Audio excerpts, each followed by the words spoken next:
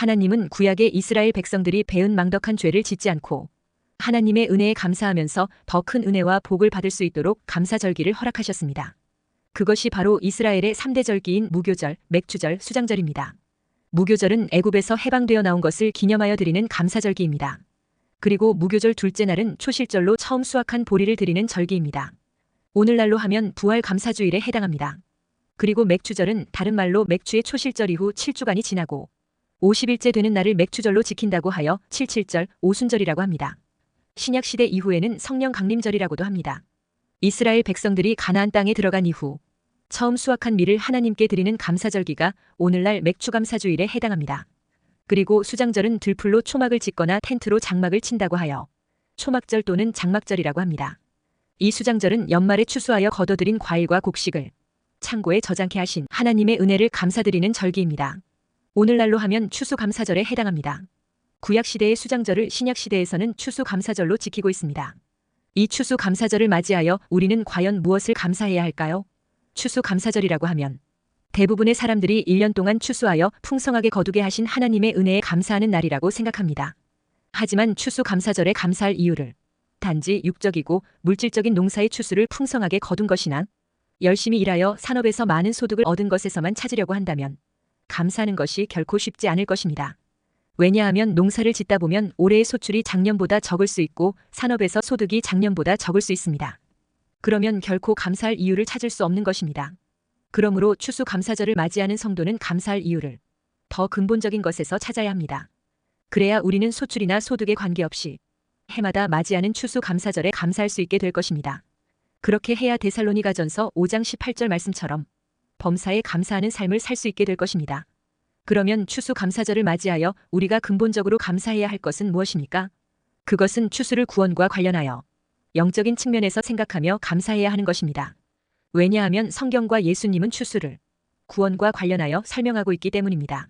마태복음 9장 37절 38절에 이에 제자들에게 이르시되 추수할 것은 많되 일꾼이 적으니 그러므로 추수하는 주인에게 청하여 추수할 일꾼들을 보내주소서 하라 하시니라 했습니다. 여기서 말하는 추수할 것은 구원받을 영혼을 말합니다. 그리고 일꾼은 복음 전도자를 말합니다. 또한 추수하는 주인은 하나님을 가리킵니다. 그러니까 우리는 해마다 추수할 일꾼이 많이 일어나서 예수 믿고 구원받는 영혼이 많이 생기도록 기도하고 복음의 추수를 해야 한다는 것입니다. 이제 드디어 마지막 시대입니다. 하나님은 추수할 영혼들을 예비하시고 동서사방 각처에서 영혼들을 추수하실 것입니다. 그냥 추수가 안 되기 때문에 교만한 마음을 낮춰야 하고 자신만 믿는 마음들이 자신을 믿기에는 너무도 연약하다는 것을 느껴야 하는 것입니다. 그렇기에 말세에는 온 세상이 흔들려 자연재해와 천재지변과 전쟁과 기근과 전염병과 경제공황으로 큰 홍역을 치를 수 있는 것입니다. 이런데 혼란 시기에 사랑의 손길로 많은 심령들을 물질과 사랑의 도움으로 저들의 마음 문을 열어야 할 것입니다. 그러기 위해 추수할 일꾼들은 하나님께로부터 영권의 축복과 경제의 축복을 모두 받아야 할 것입니다. 영혼 추수에 대한 비전과 꿈이 확실한 자에게 하나님은 영적인 권능과 재물의 부으심으로 축복하실 것입니다.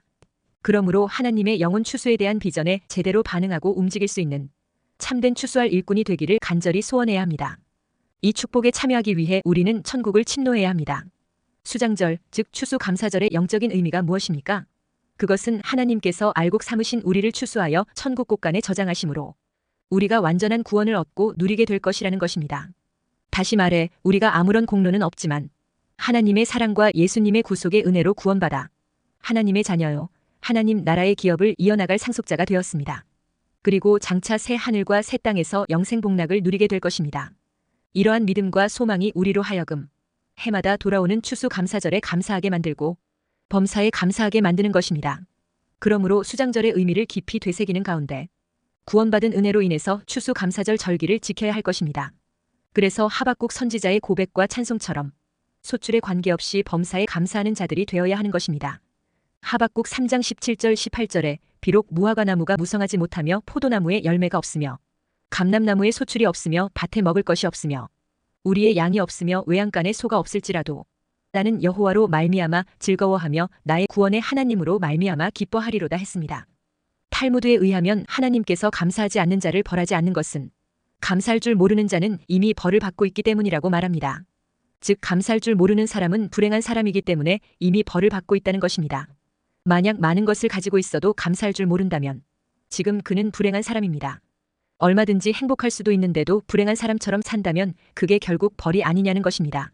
하나님께서는 이미 우리에게 너무 많은 것들을 주셨는데 그렇게 놀랍게 베풀어 주신 은혜를 기억하며 감사하며 영광을 돌리며 기쁘게 살라는 것입니다. 없는 것, 모자라는 것, 약한 것, 부족한 것 생각하며 불평불만 낙심 원망하며 불행한 사람처럼 살지 말고 주신 헤아릴 수 없는 은혜를 기억하며 감사하며 기뻐하며 행복하게 살라는 것입니다. 첫째, 추수감사절은 한 해의 수확을 감사하는 수장절입니다.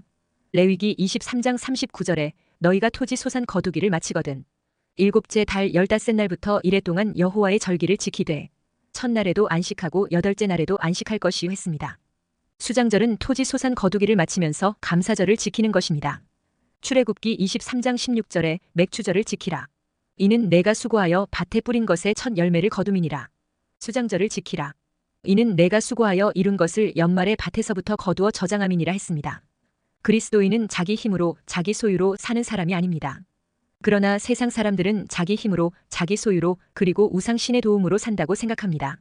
그리스도인은 오직 하나님의 넘치는 은혜와 선물과 복으로 사는 사람들입니다. 더욱 은혜와 의의 선물을 넘치게 받는 자들이 하나님의 자녀요 그리스도인들입니다. 그리고 한 분 예수 그리스도를 통하여 생명 안에서 곧 영생으로 영원한 천국에서 왕노릇하며 살게 되는 자들입니다. 이스라엘 백성들은 애굽에서 나온 후 광야에서 오직 하나님이 주시는 만나와 생수로 살았습니다.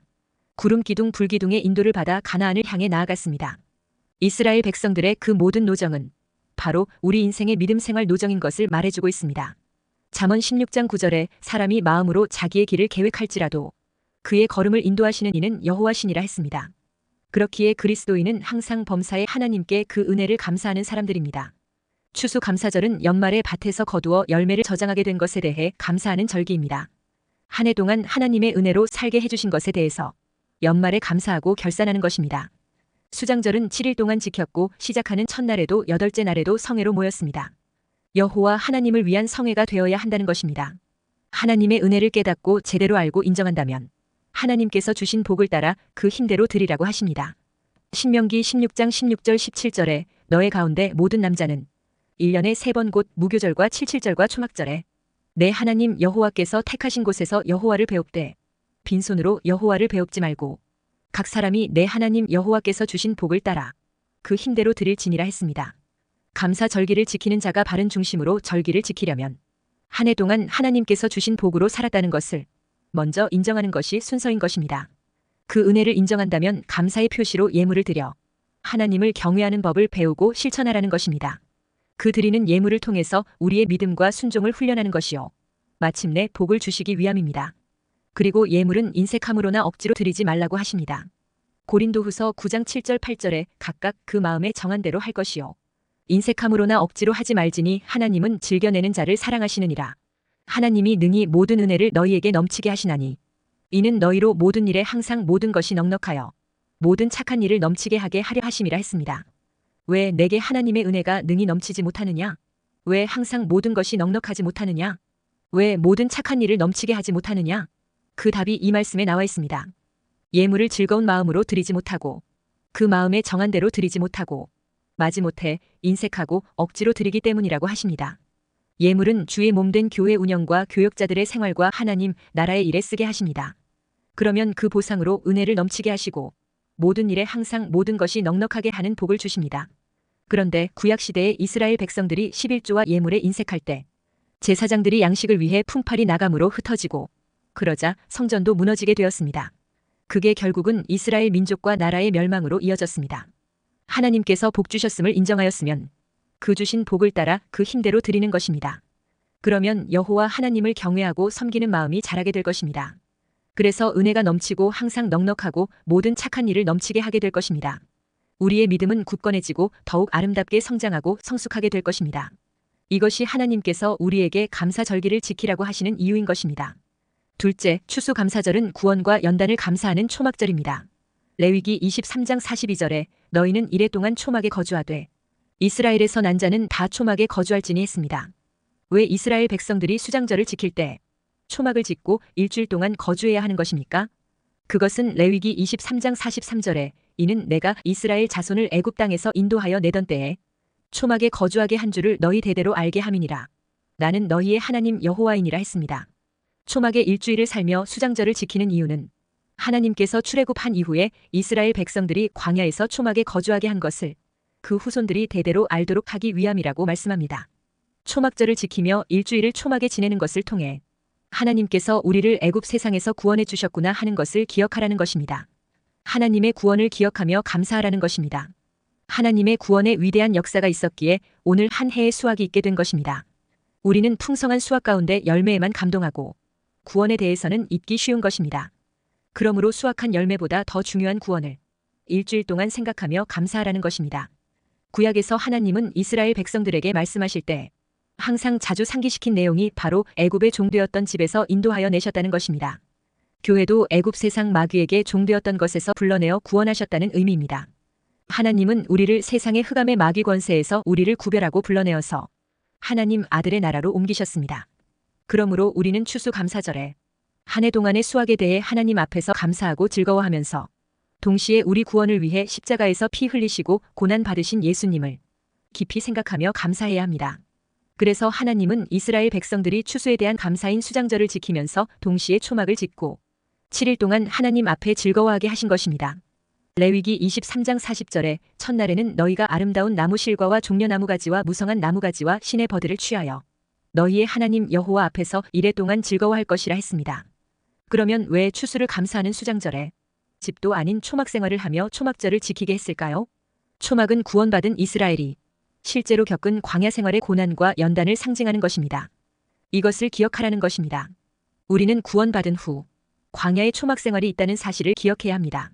구원은 너무 귀하고 위대한 하나님의 역사지만 그것은 시작일 뿐이고 출발일 뿐입니다. 이제 구원받은 후 우리는 자라가야 하고 성숙해야 하고 대장부같이 믿음이 견고해져야 합니다. 우리 신앙이 갓난아이로만 머물러 있을 수 없습니다. 광야 초막 생활을 통해 자라고 굳건해져야 합니다. 신명기 8장 14절에서 16절에 내 마음이 교만하여 내 하나님 여호와를 잊어버릴까 염려하노라.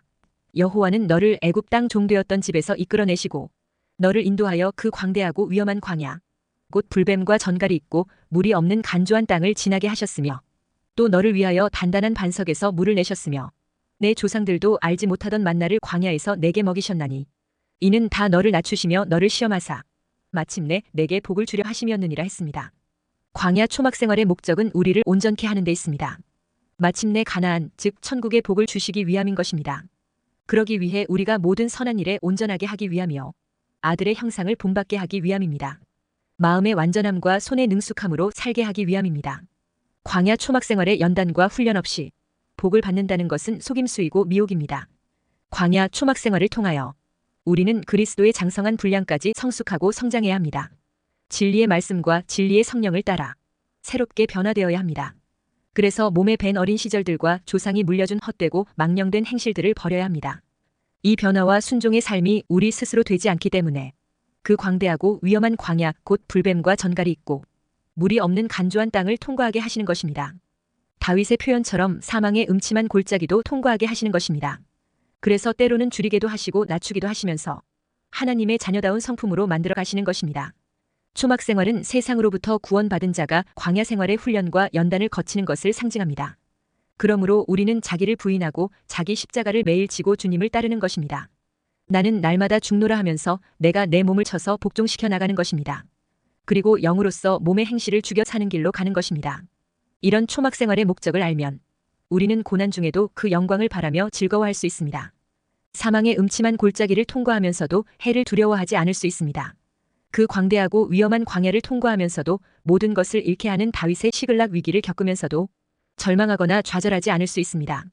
왜냐하면 초막 생활 중에도 우리 주님은 우리 목자가 되셔서 부족함이 없게 하시기 때문입니다. 만나도 주시고 생수도 주시고 옷도 해지지 않게 하시고 발도 부르트지 않게 하십니다. 이래 동안 초막에서 살며 초막절을 지키게 하시는 이유가 바로 여기에 있습니다. 셋째, 추수감사절은 내 인생의 최후 심판대의 결산을 준비하는 절기입니다. 그리스도의 심판대는 주님 재림하셔서 행하시는 인간들에 대한 최종 결산의 재판정입니다.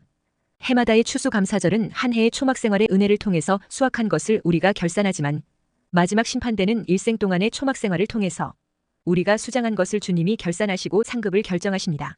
고린도후서 5장 10절에 이는 우리가 다 반드시 그리스도의 심판대 앞에 나타나게 되어 각각 선악간에 그 몸으로 행한 것을 따라 받으려 함이라 했습니다.